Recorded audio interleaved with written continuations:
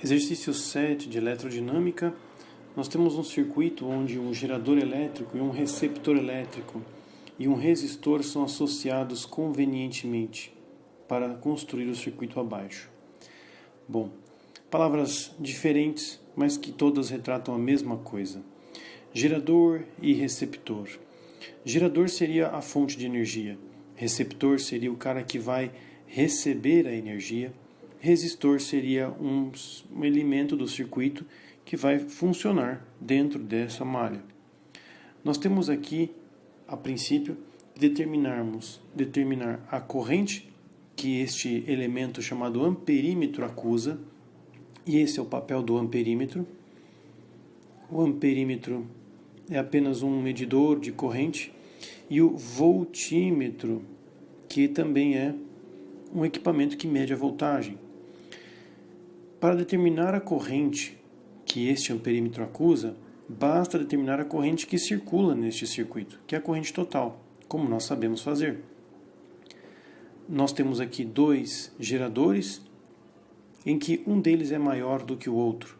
Existe uma potência maior aqui neste gerador do que no outro. Para designar com nomes diferentes, a física chama de receptor o mais fraco e gerador o mais forte, para que exista uma lógica neste sentido, que é o que nós já sabemos, pois no potencial maior a corrente sai, percorrendo todo o circuito, chegando ao lado positivo do gerador 6 volts, entrando no lado positivo da corrente do resistor de 1,5, entrando também no lado positivo do resistor de 36, entrando pelo lado positivo do resistor 2,5 e finalizando no lado negativo de 9 volts. Essa seria a descrição da corrente elétrica neste sentido horário. Perceba que o receptor ele tem este nome uma vez que ele recebe as correntes elétricas, e o gerador tem este nome porque ele gera a corrente elétrica. Vamos lá.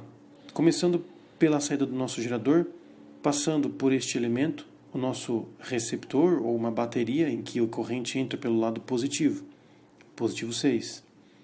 Na sequência, nós passamos por um resistor, 1,5 vezes a corrente.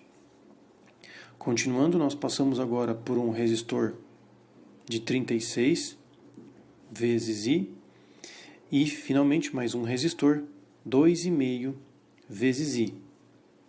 E finalizando, entrando pelo lado negativo, 9 da nossa bateria proveniente de corrente elétrica, o nosso gerador, e chegando ao ponto de partida, que foi o ponto de início da corrente, portanto uma volta completa, nós temos um ciclo, isso é igual a 0. Agora vamos juntar os termos. 1,5 com 2,5 vai dar justamente 4, e 4 com 36 dá 40i. 9 e 6, se somarmos, dá 3 negativo. Mande para o outro lado, 3 positivo. E se você fizer a divisão, 3 dividido por 40, você vai chegar em 0,075. Isso em amperes. Perceba que as notações, as informações que estão nas alternativas está em miliampere, o que indica que eu tenho que andar com a vírgula 3 vezes para a direita, escrevendo 75 vezes 10 a menos 3 amperes, que corresponde justamente a 75 miliamperes. Essa seria a corrente circulando no circuito. Agora, para determinar a diferença de potencial que este voltímetro mede, basta percebermos que o que ele pergunta seria a diferença de potencial entre dois pontos, como nós sabemos calcular, a diferença de A até B. A diferença de A até B é o que o voltímetro vai medir. E o que existe entre esse caminho? Apenas um resistor, mais 36 vezes a corrente. Essa corrente ela é 0,075. Corrigido aqui para a unidade correta do Sistema Internacional. Perceba que o voltímetro ele faz uma análise simples do que está observado. Ele se encaixa do lado do que ele quer medir. Ele nunca participa do sistema, nem o voltímetro, nem o amperímetro. Porém, o voltímetro fica ao lado, como se diz, paralelo a quem eu quero medir, e o amperímetro entra, faz parte do circuito, mas não interfere, fica em série. Isso é importante. Todo amperímetro fica em série, todo voltímetro fica em paralelo. Mas perceba que os cálculos não mudam. Agora, efetuando estes cálculos, UAB, você vai ter 36 vezes 0,75, ele nasceu de uma divisão de 3 sobre 40, que eu vou indicar aqui para facilitar o meu cálculo.